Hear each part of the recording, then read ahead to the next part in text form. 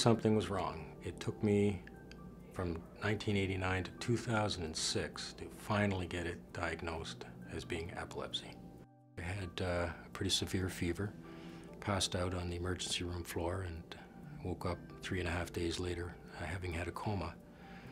And then the long search from doctor to doctor and specialist to specialist, trying to find out what was behind memory loss, anxiety, irritability, and seizures.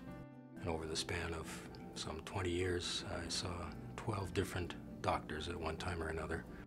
And it wasn't until in 2005, it's just the end of the year, when I had an accident and I drove into the rear end of another car, a woman who had some children in the car, and thankfully no one was hurt. But in the process of doing that, you know, I actually went into a sort of sleepwalking phase. The reaction of having epilepsy, it was probably more muted than it might be for somebody who found out, you know, very quickly after difficult or challenging symptoms arose. If you're dealing with the symptoms for 20 years, the difference in finding out conclusively that it's epilepsy, that means now the medications, what other coping mechanisms you decide to put in place, you can focus those more and they might be more effective.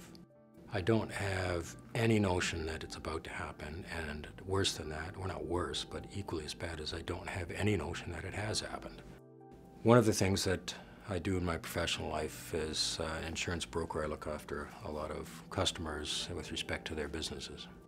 And on a couple of occasions, I would come back and speak to the customer again, perhaps only a month later, and not be able to recall something that we had discussed, which was pretty unnerving for a customer. And so I had to pass off control of the company.